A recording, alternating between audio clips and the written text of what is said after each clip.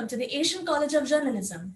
This is your host Moyuri, and you're watching the ACJ Newscast.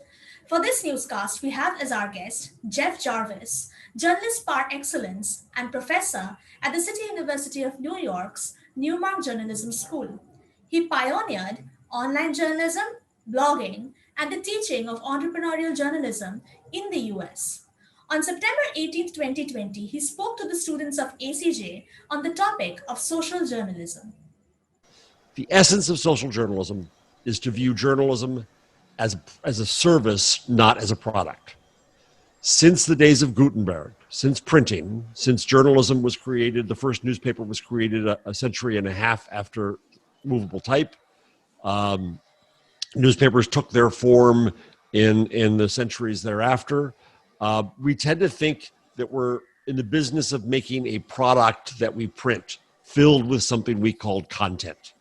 And that content is our stories, right? And that's what we teach, and that's what we've done forever. I think the internet breaks open that thinking so that we now reimagine journalism as a service. And yes, stories are part of that. They are one tool we have. But there are so many other tools we now have thanks to the internet. So content fills things, services accomplish things. And the effort is to imagine that we are providing a service that means we have to help people do what they want to do.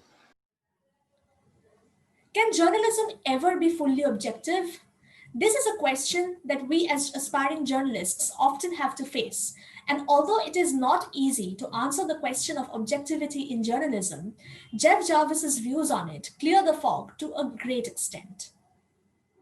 The recent discussion here has been that objectivity is a power dynamic, that the old white men in the newsroom decide what's objective and what's not.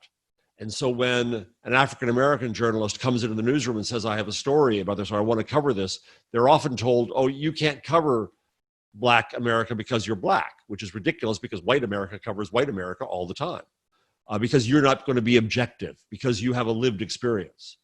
There's a very good book out now by a transgender journalist named Lewis Raven Wallace called The View from Somewhere, in which he got fired from his job in public radio because he wouldn't agree with their views of objectivity. And he said that his lived experience brings value to journalism.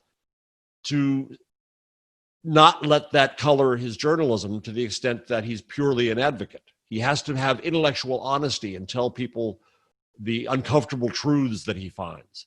He has to serve truth and accuracy first. But still, his lived experience brings value to this. And we see that too. And so we talk about that with our journalists, our social journalists, a lot. You don't have to cover a community you're part of, but you can. You also do have to learn how to cover communities you're not a part of, because that's part of the skill of journalism. Social journalism is nothing without its subjects and sources. In this regard, Jeff Jarvis feels that journalists should amplify the voices of their subjects instead of trying to tell their stories for them. And I can see a world where we don't take a source's story. Instead, we help them tell the story, right? We become a teacher of journalism to them, a teacher of tools to them. We help them tell their own story. Well, in that case, who's the writer? Who's the freelancer? Who gets paid, right? It starts to change the entire relationship in ways that we can't imagine. Now, one of our students asked one of our professors just last week, she said, my source says, will you pay me? I'm a scientist of color and my work has value. And I know that if we asked the faculty of this school that today, the faculty would say, no, we don't do that. We don't pay for journalism, right? And there's reasons for that. There's good reasons for that. But maybe we need to rethink those rules. So it's a very good, your question is a really good example of how we have to reimagine what our role is with the community. And I hope that you will bravely reconsider what that could be with your professors, not against them, with them. While interacting with the students of ACG, Jeff Jarvis makes some very pertinent points about how journalists should cover the stories of minority communities. And in this regard, he takes the example of the queer community. Every year at our school, we bring in the first week community members from the South Bronx, which is a poor community in the US. African American, Latino, very mixed. And what they often say to us is the journalists come in and they report on crime and on poverty and on our problems. And they don't report on our solutions. They don't report on our heroes. So I think that part of what we need to do here is to bring empathy to the public. So we've talked about empathy from the journalist. How do we bring empathy in the public for queer people? Well, part of that is telling their story. Part of that is allowing them to tell their story so that we don't merely extract their story. Part of that is being aware that the way we tell that story or the way we help them do so can bring more empathy or not. And I think it's when people say that an audience is not ready for something, I think that is fundamentally insulting to that public. Harnessing the power of social media effectively is one of the most important things a journalist must know, especially in a post pandemic world. Jeff Jarvis is enthusiastic about the resources that the internet has to offer. And when asked about the problems surrounding an internet driven media, he has a solution for that as well. And the journalists, our students now are not going out on the street. They have to find their sources and their stories and their communities using the net. And I think it's a really valuable lesson to be had. I think it shows us how we can reach new people we couldn't reach before anywhere.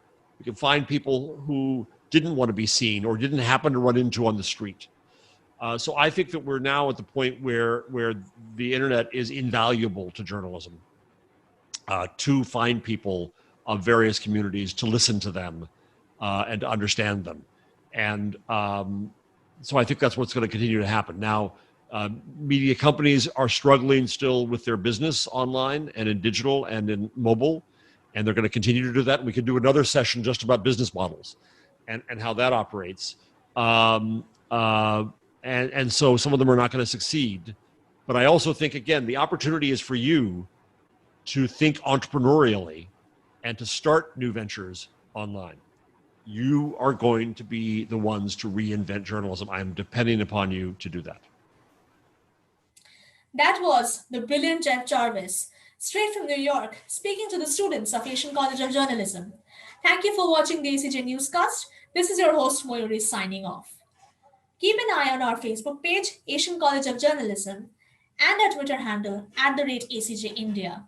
Thank you for watching.